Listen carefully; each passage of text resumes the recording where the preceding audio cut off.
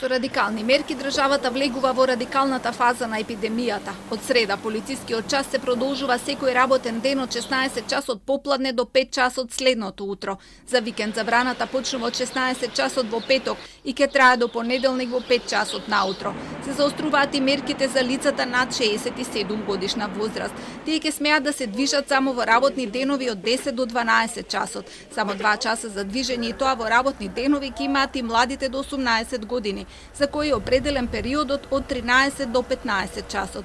Се забранува и движењето на јавни места и површини во групи поголеми од 2 лица, при што не се бројуваат децата до 14 годишна возраст доколку се со своите родители. Техничкиот премиер предупреди дека критичната фаза допрва следи. Од секој еден од нас зависи колку долго и со колкав интензитет ќе војуваме со коронавирусот. Треба да бидеме честни и искрени. Ние како земја го немаме поминато најлошото.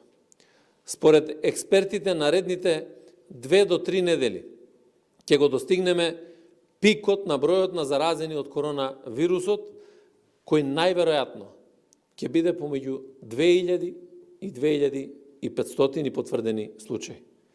Но подобро е да се подготвуваме за повеќе, а да бидат помалку, отколку да се подготвуваме за помалку, а да ни се случи обратното. Спасовски повтори контактите да се сведат на минимум, да се излегува само доколку се оди на работа или за неопходни потреби. Полицискиот час ќе важи и за предстојните великденски и рамазански празници. Оваа година верниците своите молитви ќе ги упатиме од дома. Великденските пораки за победа над смртта да ги упатиме од дома. Истото ќе важи и за рамазанските пораки.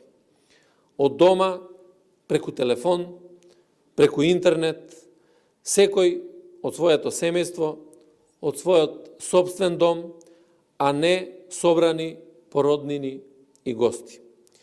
Општинските кризни штабови се задолжени да определат маркети кои ќе вршат достава за неопходни намирници до немокните лица и граѓаните кои не успеале навреме да се снабдат. За земјоделските активности е дозволено движење во рамки на територијата на селата, исклучиво за работни потреби. Аптеките ќе работат непречено. Исклучоци од забраната повторно ќе бидат полицијата, армијата, здравствените работници и маркетите и рестораните што ќе вршат достава на производи. Спасовски најави дека се можни и дополнителни мерки за превенција, но нивното евентуално воведување зависи од дисциплината на граѓаните и нивната совест.